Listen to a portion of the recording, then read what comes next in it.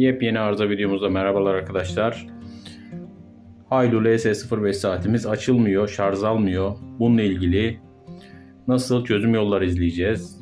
Biz bunları daha öncesinde farklı marka modellerle ilgili yaptık, çalışmalarını yaptık ve aslında istatistiksel olarak yüzde kaçının hangi işlemle çalıştığına dair konularda bile şu anda fikir sahibiyiz arkadaşlar. Marka modeli ne olursa olsun tüm akıllı saatlerde geçerli bir işlem. Apple'da, Mi'de, Band serilerinde, Huawei Honor modellerinde, daha sonrasında yeni çıkan son geri dönüş yorumlarında TLC marka akıllı saatte bile işe yaradığını bir izleyicimiz bizimle paylaştı. Teşekkürlerimizi buradan da iletelim o izleyicimize. Arkadaşlar, şimdi bununla ilgili yapacağımız adım adım videolarımız var. Bu birinci adım, ikinci adım, ikinci yöntem ve üçüncü yöntem olarak videolarımızda paylaştık. Farklı dillerde, farklı milletlerden yorumlar da aldık. Dünyanın dört bir yanından çok güzel geri dönüşler aldık arkadaşlar. Akıllı saatimiz açılmıyorsa yapacağımız işlem ne yapıyoruz biz? Genel itibariyle bilgisayardan şarj ediyoruz.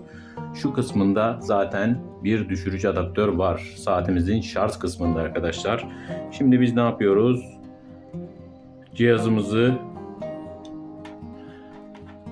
bilgisayar üzerinden şarj etmeyi deniyoruz arkadaşlar. Bakalım şarj alacak mı?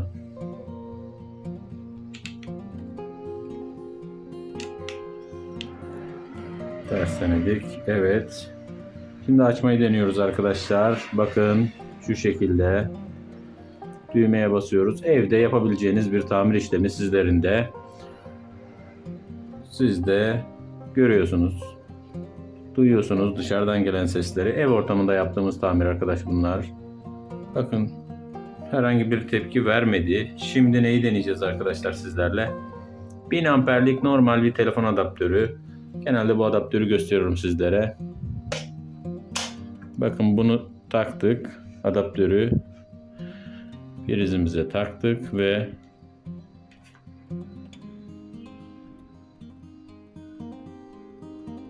USB sokette taktık. Şu an yine bir netice alamadık arkadaşlar. Bakın herhangi bir açılma belirtisi yok. Işık yanma belirtisi yok. Şarj belirtisi yok arkadaşlar. Bunu özellikle siz görün diye ilk deneme aşamasında arkadaşlar videoya alarak deniyorum. Çünkü diğer videolarımız çok güzel izlenme oranları aldı. Bakın şimdi üçüncü yöntemimizi deneyeceğiz. Yüksek amperli. Bakın bu bir nevi kilitlenmemizi çözüyor. Cihazımızın kilitlenme sorununu çözüyor. Yüksek amperli ve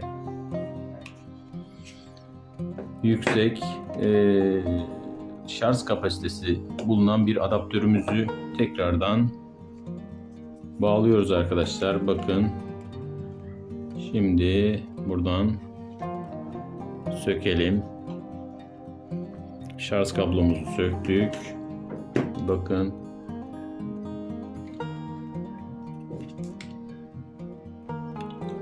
bu adaptörümüzde bakalım neticemiz ne olacak.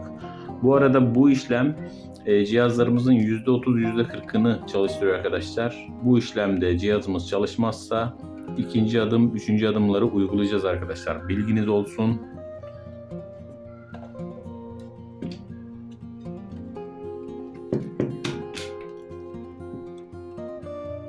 Bak evet arkadaşlar, bir an tereddüt ettim.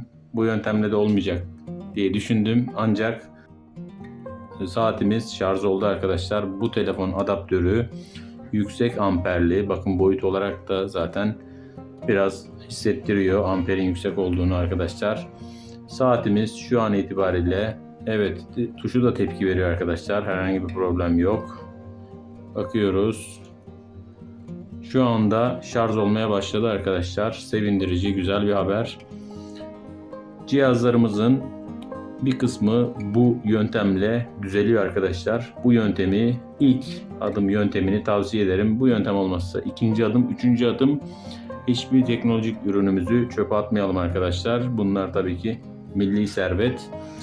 Bunun yanında telefon, tablet, bilgisayar, yazıcı ve tüm elektronik cihazlarınızla ilgili soru ve görüşlerinizi yorumlardan bekliyorum arkadaşlar. En uygun maliyette çözüm nasıl olur sizlere bir şekilde, hızlı bir şekilde cevap verip yorumlardan sizlere yardımcı olacağım arkadaşlar.